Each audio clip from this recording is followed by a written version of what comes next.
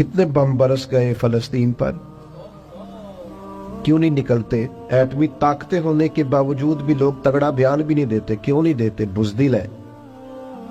میدانوں میں ایٹمی بم سے نہیں لڑا جاتا، ایمان کی طاقت سے لڑا جاتا ہے. ترس نہیں آتا تمہیں ان بچوں پر؟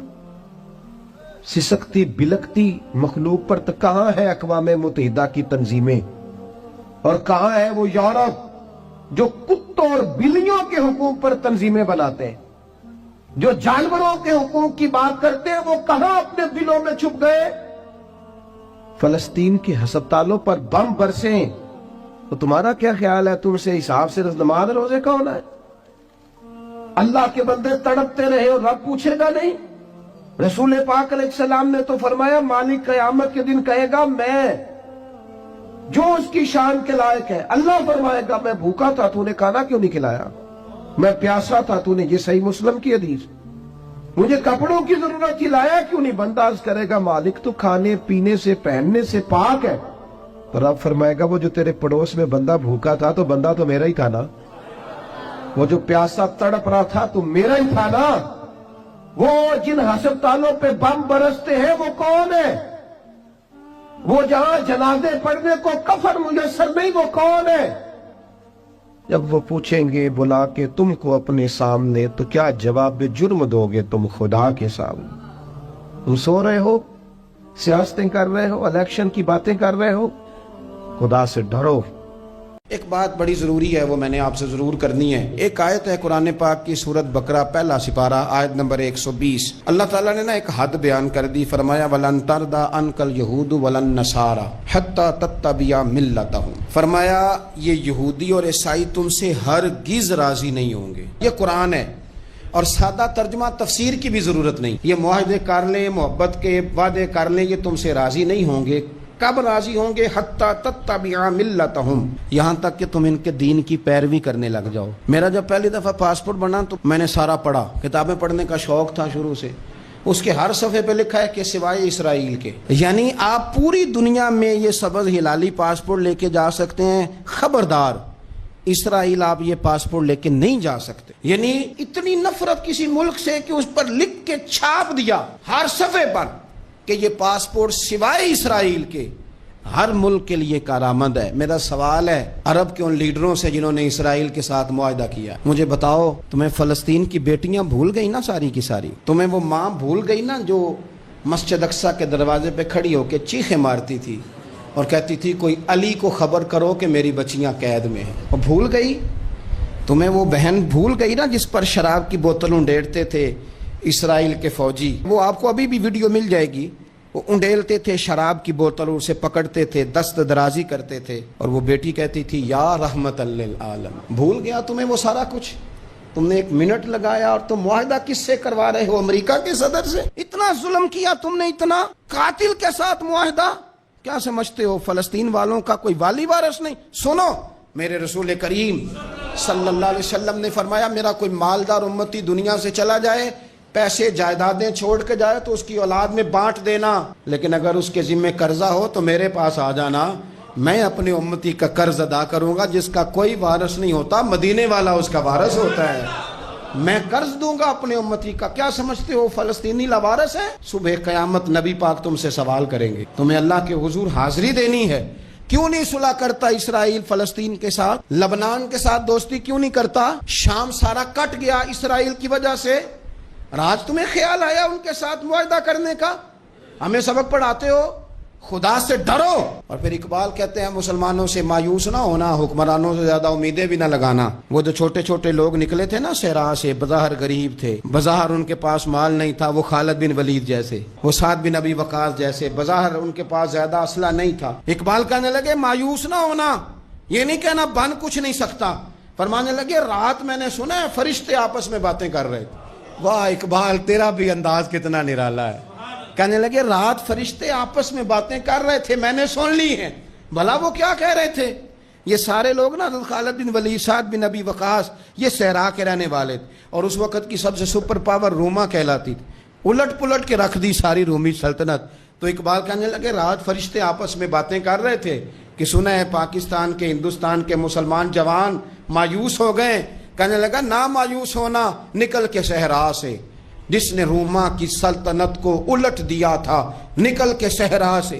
گرمی دیکھو اس شعر کی، ولولہ دیکھو اس مرد کا جو مصور پاکستان ہے، نکل کے صحرا سے جس نے روما کی سلطنت کو الٹ دیا تھا، سنا ہے میں نے یہ قدسیوں سے، وہ شیر پھر ہوشیار ہوگا۔ وہ کل باتیں کر رہے تھے کہ بہت سارے ان میں سے پھر جاگ گئے اور بڑی جلدی وہ بلاک بنائیں گے۔ سنا ہے میں نے یہ قدسیوں سے کہ وہ شیر پھر ہوشیار ہوگا، وہ آئے گا میدان میں، نکلے گا، اور انشاءاللہ یہی چراغ جلے گا تو روشنی ہوگی۔ قرآن مجید نے واضح کہہ دیا ہے کہ یہودی اور عیسائی تم سے راضی نہیں ہو سکتے حتی تتبع ملتہم، جب تک کہ تم ان کے دین کی پیروی نہ کرو۔ ان کو کسی طریقے سے معاذ اللہ عیسائی بنایا جائے۔ نبی پاک علیہ السلام کی جو محبت ہے نا، وہ انسان کے لیے زندگی کو آسان کر دیتی ہے۔ حضور سے پیار ہوتا ہے نا تو بندہ نفرت کرنی ویسے ہی چھوڑ دیتا ہے۔ حضور سے پیار کرتا ہے، ہرس ہوس لالچ ویسے ہی نکل جاتا ہے۔ جب حضور سے محبت ہو جاتی ہے، نماز پڑھنا، درگزر کرنا، درود شریف پڑھنا، قرآن پاک پڑھنا، دین کی خدمت کرنا، حتیٰ کہ جان دینا بھی آسان ہو جاتا ہے۔ نبی پاک علیہ السلام کی محبت انسان کو کبھی بھی پریشان نہیں ہونے دیتی، الجھنے نہیں دیتی، تازہ دم رکھتا ہے حضور کا پیار۔ شرط یہ ہے کہ محبت صحیح ہو، اصلی ہو، باطن میں ہو۔ یہ آپ کے ذہن کے اندر کبھی بھی کسی بدبو کو نہیں آنے دے گی، طبیعت کو تازہ دم رکھے گی، سکون میں رہے گی۔ لیکن نبی پاک علیہ السلام کی محبت کے کچھ تقاضے ہیں، ان تقاضوں کو سمجھنا پڑے گا۔ بالخصوص امت اس وقت جس جگہ پہ کھڑی ہے، آپ دیکھیں کہ اتنی بربریت اور اس جیتے جاگتے دیکھتے ماحول میں کہ جس میں ہر چیز کیمرے کی آنکھ دیکھ رہی ہے، اس میں اس قدر زیادہ اسرائیل کی جارحیت، اس کے جواب میں دو تین تازیانے ہیں یوں سمجھنے والے۔ ایک ہے کہ میں کوئی جذباتی بات کروں گا، آپ اس کی تائید کر دیں گے۔ ایک ہے کہ پہلوؤں پر غور کرنے کا وقت ہے کہ اتنے کٹھن ماحول میں بھی اگر مسلم امہ کے لیڈر بیدار نہیں ہو رہے تو آپ کو پس منظر سمجھنا پڑے گا کہ ہم نے نبی پاک کی محبت کے تقاضوں کو نہیں سمجھا۔ حضور سے محبت ہے نا تو پھر نبی پاک کو تو سادہ طرز زندگی پسند ہے، حضور کو تو پسند نہیں ہے۔ اللہ کے محبوب نے تو دعا مانگ کے فقیری لی اللہ تعالیٰ سے۔ آپ کو پتہ ہے جب بندہ بہت زیادہ آسانیوں میں چلا جاتا ہے، بہت زیادہ اس کے پاس سہولیات ہو جاتی ہے، اس کا مرنے کو دل نہیں کرتا۔ خود نبی پاک علیہ السلام نے فرمایا قیامت کے قریب کافر تم پر جھپٹیں گے جس طرح بھوکے لوگ کھانے پر جھپٹتے ہیں۔ حضور کیوں، ہم تھوڑے ہوں گے؟ فرمایا نہیں، تمہیں دنیا سے محبت ہو جائے گی اور موت تمہیں بری لگے گی۔ اتنے بڑے بڑے بنگلے، عالی شان محلات، کس کا چھوڑ کے مرنے کو جی چاہتا ہے معاذ اللہ۔ نبی پاک کی محبت کا تقاضا سمجھو، ایسا نہیں کہ وہاں دولت آئی نہیں۔ حضور تو فرماتے ہیں کہ اللہ نے خزانوں کی کنجیاں میرے ہاتھ میں رکھ دی ہیں، لیکن میں نے عرض کیا مالک ایک وقت روٹی دینا اور ایک وقت کا فاقہ دینا۔ کنجیاں خزانوں کی اللہ نے دی۔ جب تک آپ اپنا طرز زندگی، یہ جو بہت دنیا کا پیار ہے نا، بہت زیادہ مرنے کی ہرس، یہ بہت زیادہ جینے کی ہرس تو اللہ تعالیٰ نے قرآن پاک میں یہودیوں کا طریقہ بیان کیا کہ وہ کبھی مرنے کی تمنا نہیں کریں کیونکہ جینے کی ہرس رکھتے ہیں۔ نبی پاک علیہ السلام کے غلاموں، طرز زندگی جب تک سادہ نہیں ہوتا اور جب تک یہ دنیا کے جھمیلوں سے کسی کو دولت دے کر پیچھے کر دیا جاتا ہے، کسی کو عہدہ دے کر چپ کرا دیا جاتا ہے، کسی کو اقتدار دے کر چپ کرا دیا جاتا ہے، رسول اللہ صلی اللہ علیہ وسلم کے سچے غلام انہیں ایک بات کی سمجھ آ گئی تھی کہ ہمیں ہمارے رب نے کہا ہے قُلْ إِن كُنْتُمْ تُحِبُّونَ اللَّهَ فَاتَّبِعُونِي يُحْبِبْكُمُ اللَّهُ۔ اے محبوب آپ ان سے فرما دیں اگر رب سے محبت کرنا چاہتے ہیں تو آپ کی پیروی کریں، اللہ خود ان سے محبت فرمائے گا جب رب بھی ان کا ہو جائے گا، جب رب بھی ان کا کی محمد سے وفا تو نے تو ہم یہ جہاں چیز ہے کیا، یہ لوح و قلم تیرے ہیں، اس کا کیا مطلب ہوا؟ لوح و قلم، قلم لکھتی ہے نا تقدیریں، مقدر فیصلے، تو لوح و قلم تیرے ہیں، اس کا مطلب یہ ہے کہ پھر رب کریم تیرے اوپر فضل کرے گا، اور وہ جن فیصلوں کی امت کو دیانت سے چاہت ہے اللہ اپنے فضل سے وہ فیصلے فرمائے گا۔ جب تک زندگی حضور کی غلامی کی طرف نہیں جاتی وہ اللہ تعالیٰ کی تائید نہیں پاتی۔ حضرت عبداللہ ابن حذافہ رضی اللہ تعالیٰ عنہ کو رومیوں نے قید کر لیا تھا، اور جب رومی آپ کو قید کر رہے تھے، پکڑ رہے تھے، جنگ میں کچھ موڑ ایسا آ گیا کہ بظاہر مسلمانوں کے قدم پیچھے ہٹ رہے تھے، 1000 آدمی نے 100 آدمی نے مل کے آپ کے گرد گھیرا ڈالا اور بڑی مشکل سے آپ کو گرفتار کیا۔ جب بادشاہ کے سامنے لے گئے نا تو بادشاہ سے اس کا سپہ سالار کہنے لگا کہ بندہ ضائع کرنے والا نہیں، یہ بات سمجھیں آپ، ہماری طبیعت کے مطابق جو بندہ پورا نہیں اترتا ہم ضائع کر دیتے ہیں۔ حالانکہ اگر آپ کو مخالف صف میں بندہ کام کا نظر آئے تو آپ غور فرمائیں کہ یہ ہمارے قافلہ محبت میں کیسے شامل ہو سکتا ہے، اس کے لیے جد و جہد کریں تاکہ اس سے کام لیا جا سکے۔ اس نے کہا روم کے بادشاہ نے بندہ ضائع کرنے والا نہیں، وزیر نے کہا بادشاہ سے، اس نے کہا کیا کریں، کچھ ایسا کریں کہ یہ معاذ اللہ ہمارے دین میں آ جائے۔ اور قرآن مجید نے واضح کہہ دیا ہے کہ یہودی اور عیسائی تم سے راضی نہیں ہو سکتے حتی تتبع ملتہم، جب تک کہ تم ان کے دین کی پیروی نہ کرو، ان کو کسی طریقے سے معاذ اللہ عیسائی بنایا جائے۔ تو بادشاہ کہنے لگا 2-3 چیزیں ہیں جس سے کوئی بندہ بھی خریدا جا سکتا ہے، کر لیتے ہیں بات۔ اس نے سب سے پہلے حضرت عبداللہ ابن حذافہ سے کہا کہ جتنے پیسے آپ کہیں گے آپ کو ملیں گے، آپ اس دین میں آ جائیں معاذ اللہ۔ تو حضرت عبداللہ ابن حذافہ نا، کچھ لوگ بڑے سیانے ہوتے ہیں، بردبار ہوتے ہیں، بعض باتوں پر غصہ نہیں کرتے، ہنستے ہیں۔ حضرت عبداللہ ابن حذافہ ہنس پڑے، فرمانے لگے تجھے کس نے بادشاہ بنایا، تو بڑا بیوقوف آدمی ہے۔ اس نے کہا کیا مطلب؟ فرمانے لگے نادان، میں تو تلوار لے کے میدان میں آیا ہوں، مجھے دولت کمانی ہوتی میں تجارت کرتا، میں تجارت نہیں کر رہا، میں تو شہادت کے لیے نکلا ہوا ہوں، اور تو مجھے کہہ رہا ہے پیسے لے لے، وہ عقل کی بات کر۔ اس نے دوسری بات کی، اس نے کہا کہ میں بادشاہ ہوں، میرے نیچے جتنے بھی عہدے ہیں، وزیر، مشیر، وزیر خزانہ، جو آپ عہدہ کہیں گے آپ کو دے دیا جائے گا، آپ اس طرف آ جائیں۔ تو حضرت عبداللہ ابن حذافہ کہنے لگے پھر کہتا ہوں تو بڑا نادان ہے۔ فرمانے لگے میں حضور کا صحابی ہوں، اور صحابی ہونے سے بڑا عہدہ دنیا میں ہے ہی کوئی نہیں۔ صحابہ وہ صحابہ جن کی ہر صبح عید ہوتی تھی، خدا کا قرب حاصل تھا، نبی کی دید ہوتی تھی۔ کہا تو مجھے لالچ دے رہا ہے۔ اب انہوں نے ایک نئی چال چلی، وزیر کہنے لگا کہ میں ایک اور طرح سے معاذ اللہ کوشش کرتا ہوں پگھلا دینے کی۔ آپ اندر کمرے میں قید تھے تو وہاں ایک خاتون کو بنا سنوار کر بھیج دیے گا۔ دوستو یاد رکھنا، تگڑا اور مضبوط جوان پتہ کون ہوتا ہے؟ جس کی نظریں پوری طرح اس کے کنٹرول میں ہوں، یہ علامت جوانی ہے۔ جس آدمی کا پوری طرح، 2 لوگ دنیا میں کبھی کوئی کارنامہ سر انجام نہیں دے سکتے، ایک جو حرام کھاتا ہو، ایک جس کی نظر ناپاک ہو۔ محمد بن قاسم جب یہاں آئے تھے نا تو ایک دن بڑے پریشان تھے، تو ایک بزرگ کہنے لگے آپ کیوں پریشان ہیں؟ کہنے لگے راجہ دہر سے مقابلہ ہے، اور ہماری فوج تو سندھ کے رستے بھی نہیں جانتی، زبان بھی نہیں جانتی، لڑیں گے کیسے؟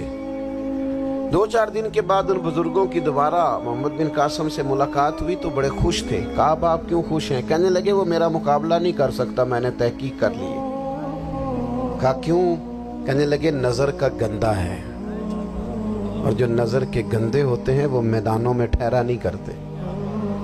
میدان کے لیے نکلنے کے لیے پاک جوانی کی ضرورت ہوتی ہے، تطہیر مزاج ہونا ضروری ہوتا ہے، پاکیزہ افکار اور سچی اور سچی ستھری سوچوں کا ہونا ضروری ہوتا ہے. اس لیے فرمایا کہ میرا مقابلہ نہیں کر سکتا. حضرت عبداللہ ابن حذافہ کمرے میں تھے تو وزیر کی بیٹی اندر سجی سنوری پہنچ گئی.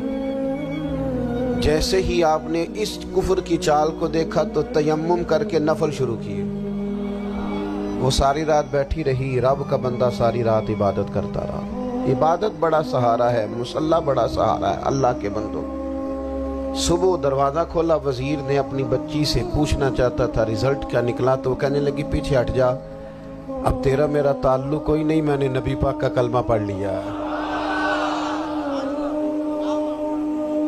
اس نے کہا میں نے بھی زمانہ دیکھا ہے، پر یہ کیا لوگ ہیں، کستوری کے بنے ہوئے، سندل سے دھلے ہوئے، کہ میں ساری رات کمرے میں رہی اور 100 اور 1000 آدمی جس جوان کا مقابلہ نہ کر سکے، اتنا طاقتور جوان کمرے میں رہا اور اسے نظر اٹھا کے نہ دیکھا. او کچا رنگ للاری والا جڑا چڑھدا تے لیندا رہندا ہے، اے عشق تیرے دا رنگ محمد چڑھیا پھیر نہیں لیندا. میں کہا ایک دفعہ نظر اٹھا کے نہیں دیکھا، کمال ہو گئی. اتنے بڑے لوگ، اتنی بڑی سعادت مندی، فیروز بختی، معاملہ فہمی حد ہو گئی. اللہ اکبر. دوستو بادشاہ جب پوری طرح ہار گیا نا، اس نے کہا مار دو.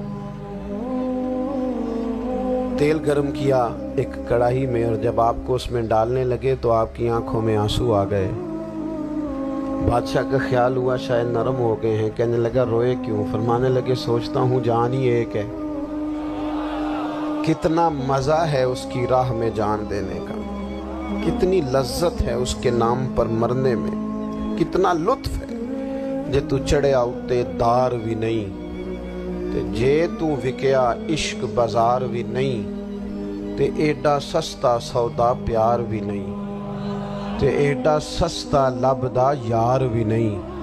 کئی جنگل گانے پیندے نی، کئی دوزخ لنگنے پیندے نی، جے اس ملوں بھی مل جاوے، ایدوں سستا ہور بپار بھی نہیں. تے کچھ سمجھ نہ آوے لوکاں نوں وہ کادے نال شہید کرے، ڈٹھی یار دے ہاتھ تلوار بھی نہیں، پر او دا خالی جاندہ وار بھی نہیں. کہنے لگے ایک جان ہے نا، تو دل کرتا ہے ہزاروں ہوتی تو ایک ایک کر کے محبوب کے نام پہ قربان کرتا. جب میرے پاس ہے ہی ایک، کروں کیا؟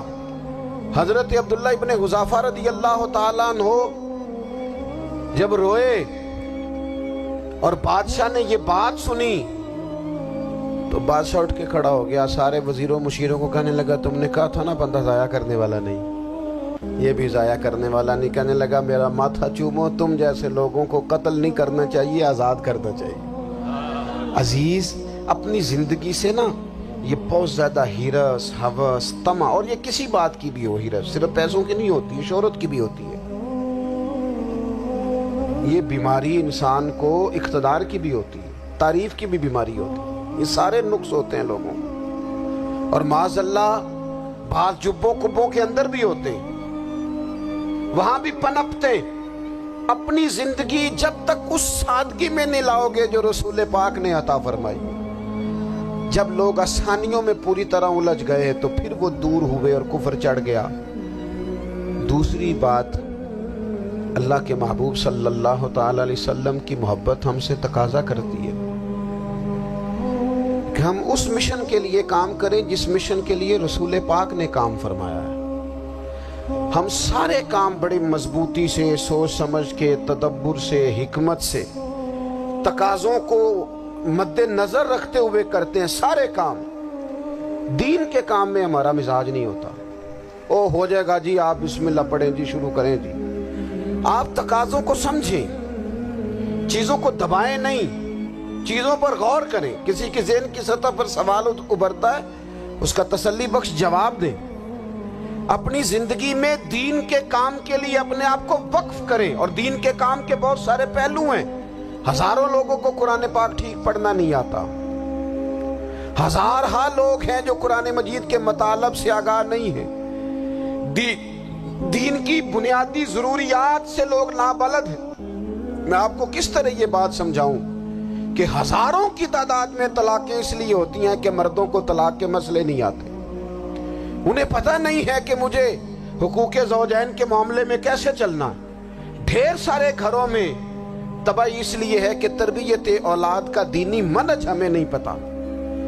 اپنا حصہ ملائیں دین کے کام میں. ایک آدمی کو اگر تو نمازی کرنے میں کامیاب ہو گیا, تیری زندگی بدل گئی.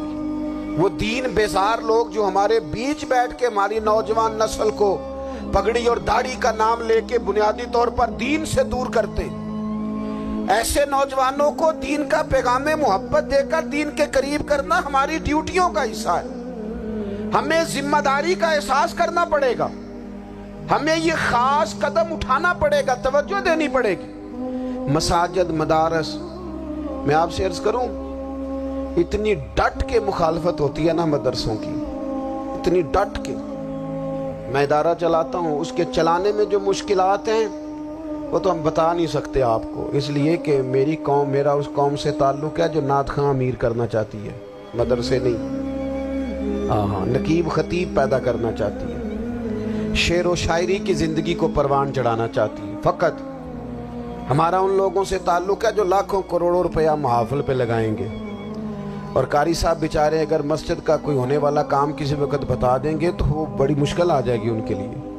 یہ کیسے ہو سکتا ہے, آپ نے یہ ڈیوٹی بتا دی. مدارس, اور جتنا اہم رول دین کو پھیلانے میں مدارس اسلامیہ کا ہے, اتنی زبردست. لوگوں کا خیال ہوتا ہے میری طرح کے لوگ شاید کام کرتے ہیں, ڈیوٹی کرتے ہیں. یہ 10-15 لوگ آپ کو نظر آتے ہیں جو آپ کو کہیں میڈیا پر یا ادھر ادھر ڈیوٹی کرتے. مخلص لوگ اپنی جگہ پہ وہ بھی بڑا ہی کام کر رہے ہیں, جو میڈیا پہ آ کے بھی اخلاص سے اور درد دل سے کو دین کی, ان کی بھی کسی بات کی حوصلہ شکنی نہیں. لیکن ہزارہا اساتذہ جو مدارس میں بیٹھ کے پڑھاتے ہیں, جنہوں نے وہ سارے لوگ تیار, آپ سمجھ نہیں سکتے کتنا بڑا کام. حفظ کا استاد جو ہوتا ہے نا, اس کی ڈیوٹی 24 گھنٹے ہوتی ہے فجر سے پہلے, اور اس نے بچوں کو اٹھانا ہے. تنخواہ تو ہم انہیں دینا نہیں نہ چاہتے جی, تنخواہ نہیں دی انہوں نے. ہمیں مولوی امیر نہ ہو جانا. مولوی نو تے سوٹ بھی 27ویں والی رات دے ہی ہے تاکہ کدھر سوان کے عید والے دن پا نہ لوے, کیونکہ 27ویں تو بعد تے درزی پھڑتا ہی کوئی نہیں. کیوں حضرت, ایسے ہی ہے نا, اس وقت تو نہیں نہ لیتا. تو ہم چاہتے ہیں مولوی ہماری مرضی کے ہماری طرح کا سوٹ نہ پہن لے. مدارس کی مضبوطی آپ یہ دیکھ لیں, یہ صلاح الدین ایوبی کا تعلق بھلا کس چیز سے تھا؟ غوث اعظم کے مدرسے سے. حضور غوث اعظم کے مریدوں کی جماعت اس کے ساتھ شامل تھی. کون لوگ تھے جنہوں نے مدارس سے فیض پایا؟ رازی اور غزالی, حضور غوث اعظم, خواجہ اجمیر, یہ سب لوگ مدارس کے لوگ ہیں. کمزوریاں ہیں, غلطیاں ہیں, بہت ساری چیزوں کی اصلاح کی ضرورت ہے, لیکن یہ دین کا بہت بڑا قلعہ ہوتا ہے مدرسہ. لیکن اس کی مخالفت کی جاتی ہے. مجھے بتائیے, اگر مدرسوں میں کمزوریاں ہیں تو کالجوں یونیورسٹیوں میں نہیں ہیں؟ ہم نے کبھی مخالفت کی ہے بند کر دو سارے؟ لیکن لوگوں کا جب خیال آتا ہے, جب ہمارے ایک سابقہ وزیر صاحب تھے سریرا, کسی دعوت میں میری ان سے ملاقات ہو گئی تو انہوں نے کہا مدرسوں کا کردار کیا ہے آج کے ماحول میں. میں نے انہیں کہا کہ مختلف کورسز آپ کراتے ہیں نا, تو اس کے لیے پھر مختلف ویکینسیز ہوتی ہیں جہاں بچوں کو مدرسے کا کورس کرایا جاتا ہے تو استاد بننا ہوتا ہے, اس نے خطیب بننا ہوتا ہے, مسجد کی ڈیوٹی کرنی ہوتی ہے.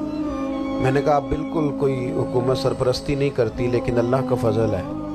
کبھی آپ نے کوئی مسجد سنی ہے جس میں جمعے والے دن مولوی نہ ملا ہو جمعہ پڑھانے کے لیے؟ کبھی آپ کو رمضان میں ایسی مسجد ملی ہے جس میں قرآن مجید سنانے کے لیے حافظ نہ ملا ہو؟ یہ ہو سکتا ہے کسی حافظ کو مسجد نہ ملے.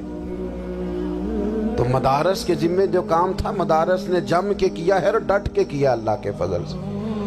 اور مدارس کے لوگوں کو بھی کمزور نہیں پڑنا چاہیے, کبھی کسی وزیر مشیر مالدار کے روب میں نہیں آنا چاہیے, قطعاً نہیں. کیوں؟ کہ یہ وہ عظیم لوگ ہیں رسول اللہ صلی اللہ علیہ وسلم کے دین کے غلام کہ ابھی ایک لفظ نہیں پڑا ہوتا الف با تا سا، پہلے دن گھر سے نکلتے ہیں تو حضور فرماتے ہیں اللہ کے فرشتے ان کے پیروں کے نیچے پر بچھا بھی دیتے ہیں، پہلے دن اتنا بڑا اعزاز ملتا ہے۔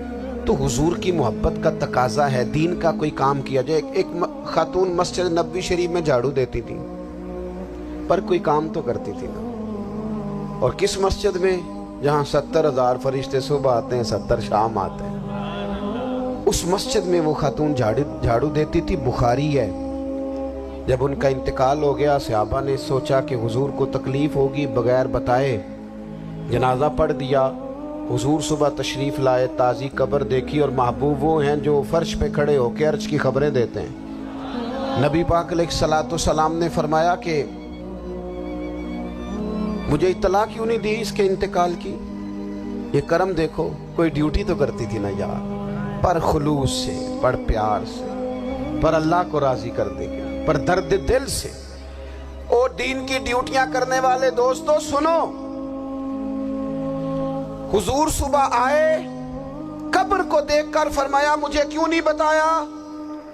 یا رسول اللہ آپ کو تکلیف دینا مناسب نہ جانا؟ تو قبر پہ کھڑے ہو کے حضور نے فرمایا صف بناؤ میں دوبارہ جنازہ پڑھاؤں گا، صف بناؤ میں دوبارہ جنازہ پڑھاؤں گا۔ کوئی ڈیوٹی تو۔ تیسرا تقاضا حضور کی محبت کا، سمجھو میں بس بڑی جلدی بات سمیٹنے لگا ہوں، حضور کی امت سے پیار کرو، یہ نبی پاک کی محبت کا تقاضا ہے۔ حضور اس بندے سے بڑے راضی ہوتے ہیں جو حضور کی امت سے پیار کرتا ہے۔ آپ کو پتہ ہے حضرت جبریل امین علیہ السلام نے معراج کی رات حضور علیہ الصلوۃ والسلام سے عرض کی تھی کہ اللہ کی بارگاہ میں عرض کیجئے گا میری بھی ڈیوٹی لگ جائے آپ کی امت کے ساتھ محبت کرنے پر۔ تو یہ کیوں کہا تھا انہوں نے؟ علماء نے لکھا اس لیے کہا تھا کہ حضرت جبریل بھی جانتے ہیں کہ حضور کی امت سے محبت کی بات کی جائے نا تو نبی پاک راضی ہوتے ہیں۔ امت سے پیار کرو گے نا، امت سے۔ ایک صرف بات کا خیال رکھنا، عقیدہ برا ہو تو بات دوسری ہے، ورنہ میرے محبوب کی امت کا ایک ایک شخص جو مدینے والے کا کلمہ پڑھتا ہے، جو حضور کا غلام ہے، اس کے بارے میں اپنے دل میں گنجائش رکھنا، پیار رکھنا، وارفتگی رکھنا۔ او دوستو یہاں لوگ کس طرح گروہوں کو، جماعتوں کو سپورٹ کرتے ہیں۔ نبی پاک نے اس امت کی کثرت پر فخر بیان کیا، اور حضور فرمانے لگے 120 صفیں جنتیوں کی ہوں گی، قیامت میں 80 صفیں صرف میری امت کی ہوں گی، میں کثرت امت پر فخر کروں گا۔ ان لوگوں سے پیار کرنا ہے، ان کے دکھ درد کو سمجھنا ہے۔ پتہ ہے آج کیا ہوتا ہے؟ آج ہمیں نا مختلف چھوٹے چھوٹے ملکوں میں بانٹ دیا گیا، تو ہم کسی دوسرے مسلمان بھائی کا درد نہیں محسوس کرتے، ہم گھروں میں نہیں محسوس کرتے۔ پڑوسی پر ظلم ہو رہا ہو تو ہم کہنے پتر ساڈا نہیں مسئلہ، یہ مسئلہ ہے، تینوں کی لگے۔ حالانکہ پڑوسی کی آگ اس لیے بھی کسی وقت بجھا دینی چاہیے کہ پڑوسی کی نہ بجھائی جائے تو اپنا گھر بھی زاد میں آ جاتا۔ آج امت مسلمہ سے ہمیں بس لگا دیا گیا اپنے حصے کی روٹی کماؤ، اپنے حصے کی کوٹھی بناؤ، اپنے حصے کی گاڑی خریدو، اپنے حصے کا کام کرو۔ امت کا درد، امت کی بات، وحدت امت کا تصور، امت کا دوبارہ سے وہ شان ارسل رسولہ بالہدی ودین الحق لیظہرہ علی الدین کلہ، وہ تصور کب ہوگا؟ اس وقت ہوگا جب ہم بات امت کی کریں گے۔ نبی پاک علیہ السلام نے فرمایا مسلمان کی مثال ایک جسم کی طرح ہے، جسم کے ایک حصے کو تکلیف ہو تو سارا آزمائش میں آ جاتا ہے۔ مجھے بتاؤ یہ انگلی درد کرتی ہو، یہ انگلی جسم کا حصہ ہے نا، تو میرا خیال ہے دماغ یہ کہہ دے گا کہ انگلی کی درد ہے نا مینوں کی لگے، دل کہہ دے گا کوئی نہیں ٹینشن لینے، انگلی کا مسئلہ ہے نا۔ ایسا نہیں ہوتا، بلکہ جب انگلی میں درد ہوتی ہے تو دماغ منصوبہ بندی کرتا ہے کہ اس کا علاج کیسے ہو سکتا ہے، دل پریشان ہوتا ہے، پیر چل کے جاتے، ہاتھ وہ دوائی وصول کرتے، دانت اسے چبا کر، حلق اسے نگل کر، معدہ اسے ذخیرہ کر کے جسم میں پھیلاتا ہے، پھر جا کے انگلی شفا پذیر ہوتی ہے۔ ایک حصے کو درد ہو تو سارا حصہ کام پہ لگ جاتا ہے۔ اسرائیل اگر تکلیف دے رہا ہے فلسطینیوں کو تو ہونا چاہیے تھا نا بعض مسلمان حکمرانوں کو نیند نہ آتی، وہ درد دل محسوس کرتے۔ ہونا چاہیے تھا نا کہ بعض لوگ یہاں ہم کیا کرتے ہیں بھلا بیٹھ کے، اب تو مجھے بعض چیزوں سے کوفت بھی ہونے لگا، ہم دیتے ہیں بیان مذمت۔ آپ کے بیان دینے سے کیا ہوگا؟ فلانے نے بھی بیان دے دیا، فلانے نے بھی کلپ دے دیا، یہ کیا کر رہے ہیں؟ یہ تو آپ زندہ رہنا چاہتے ہیں۔ وہ جس طرح آج کل ہمارے ہاں بہت ساری چونکہ جماعتیں ہیں تو کشمیر ڈے آتا ہے نا تو مل کے ریلی نہیں نکالی جا سکتی، سوال نہیں پیدا ہوتا، کیونکہ ہمیں جماعتوں کو زندہ رکھنا ہے۔ اس جماعت کی خبر الگ لگنی چاہیے، اس جماعت کی خبر الگ، تو ایسے کوئی انقلاب آئے گا؟ یاد رکھنا امت کو پوری کو ایک طاقتور آواز بننا پڑے گا، ہمیں تھوڑا تھوڑا اوپر اٹھ کے سوچنا پڑے گا۔ خدا را اللہ تعالیٰ مجھے معاف کرے اگر کوئی بات میں سطحی کر رہا ہوں، دل کی گہرائی سے عرض کرتا ہوں اب تو بڑا سخت وقت آ گیا۔ اب چونکہ اب تو کیمرے کی آنکھ آئی ہے تو وہ زخمی بچے دیکھے نہیں جاتے، وہ تڑپتی مائیں دیکھی نہیں جاتی، وہ سسکتی اور آواز دیتی بیٹیاں سنی نہیں جاتی۔ وہ آوازیں ایسی ہیں جیسے وہ رات کے سناٹوں میں چیخیں بن کے لوگوں کو جگایا کریں گی۔ خدا را کچھ جرم ایسے ہوتے ہیں جن کی سزائیں بڑی سخت ہوتی ہیں، جن کی معافی بڑی مشکل سے ہوتی ہے۔ اپنے اندر جذبہ ایمانی پیدا کریں۔ اور میرے دوستو بستر پر بھی تو لوگ ماری جایا کرتے ہیں نا۔ اپنی زندگی رسول اللہ صلی اللہ علیہ وسلم کے دین کے نام کرو۔ جذبہ جہاد، شوق شہادت اور عشق رسول، یہ عناصر ہیں جو امت مسلمہ کو پیروں پر کھڑا کریں گے۔ 2 منٹ کے لیے سوچو، امت اگر اسی طرح کٹتی رہی، پریشان رہی، دکھتی رہی اور باری باری کر کے، اقبال نے کیا کہا تھا؟ اس نے کہا تھا وطنوں میں، انہوں نے کہا تھا کہ ان تازہ خداؤں میں بڑا سب سے وطن ہے، جو پیرہن اس کا ہے وہ مذہب کا کفن ہے۔ تو اقبال ہم کیا کریں؟ کہنے لگے بازو تیرا توحید کی قوت سے قوی ہے، اسلام تیرا دیس ہے، کیونکہ تو مصطفی ہے۔ تو بحیثیت مسلمان سوچنا شروع کر، بحیثیت مسلمان، اور یوں تو سید بھی ہو، مرزا بھی ہو، افغان بھی ہو، تم سبھی کچھ ہو، بتاؤ کہ مسلمان بھی ہو۔ تمہارے اندر کہیں سے کوئی مومن بھی بولتا ہے کہ نہیں؟ علاقائی تعصبات اور ملکی سرحدوں میں قید ہو جانے والوں، تم ایک نبی کی امت ہو۔ کیوں نہیں سمجھتے کہ جب کشمیر کی بیٹی روتی ہے تو مدینے والے محبوب پاک علیہ السلام کی امت کی بیٹی روتی ہے، جب فلسطین کی بیٹی روتی ہے تو امت کی بیٹیاں روتی ہیں۔ خدا را کچھ درد دل اپنی طبیعت میں پیدا کریں۔ میں حکمرانوں کی بات نہیں کرتا، میں تو عام لوگوں سے ایسے تبصرے سنتا ہوں جو نہیں کرنے چاہیے۔ وہ نہیں جی نہیں، دوسرا رخ بھی دیکھو، عام آدمی اٹھ کے، عام لوگ بھی یہ خطرناک سوچیں اور ان سے خوفناک نتائج برآمد ہوں گے۔ تو 3 باتیں میں نے آپ کی خدمت میں عرض کی ہیں۔ ایک تو کوشش کریں اپنی زندگی کے اندر کہ زندگی کو سادہ کریں، پیسہ ضرور کمائیں لیکن پیسے سے پیار نہ کرو، پیار تو مدینے والے رسول سے کرنا۔ دولتیں، ہرس، ہوس، طمع، ان سے باہر آؤ۔ اور دوسری گزارش آپ کی خدمت میں یہ عرض کی ہے، کچھ نہ کچھ دین کا کام، اور اس میں بھی شہرتوں سے بچتے ہوئے، تصویروں سے بچتے ہوئے۔ میں ہر محفل میں شاید کہتا ہوں میری فوٹو آ رہی ہے اور لائیو آ رہا ہے اور فلاں ہو رہا ہے، لیکن اس محفل کا خوبصورت انسان وہ ہے جو سب سے پیچھے بیٹھا ہے، وہ کسی فوٹو کے لیے نہیں آیا۔ اور میں ڈھیر سارے لوگ دیکھ رہا ہوں، یہ جو آگے بیٹھ جاتے ہیں بعض اوقات 5، 7، 10 لوگ، یہ بڑی تصویر سازی کرتے ہیں، لیکن جو پیچھے بیٹھے ہوتے ہیں ان کی کوئی فوٹو نہیں آتی۔ اور میں نے بہت سارے لوگوں کو دیکھا ہے کبھی موبائل کو ہاتھ بھی نہیں لگاتے، لیکن جن کے لیے آئے ہیں انہیں تو پتہ ہے نا کون کون آیا ہے۔ اور کچھ دین کے لیے کریں۔ اور تیسری گزارش آپ کی خدمت میں یہ ہے کہ امت بن کر بھی ضرور سوچیں اور امت کے دکھوں کا مداوع بھی کریں، اور امت مسلمہ کا درد بھی اپنے سینے میں ضرور محسوس کریں۔ اللہ تعالی ہماری اس بزم کو جی ایک بات اور سن لیں جی، نبی پاک علیہ الصلوۃ والسلام نے ارشاد فرمایا، لائیں جی، حضور سید عالم علیہ الصلوۃ والسلام نے ارشاد فرمایا کہ جب تک بندہ اللہ کے بندوں کی مدد میں رہتا ہے نا، اللہ بھی اس کی مدد کرتا رہتا ہے۔ یعنی اگر آپ امت کے لیے سوچتے ہیں، کوئی امت کے لیے فکر پیدا کرتے ہیں، کچھ امت کی سوچیں لاتے ہیں، تو اللہ بھی مدد فرمائے گا۔ اور یہ بات اچھی طرح یاد رکھیں، جب بھی بندہ کوئی ایسا کام کرتا ہے نا جو خالص اللہ کی رضا کے لیے ہو، تو رب کی مدد ضرور آتی ہے۔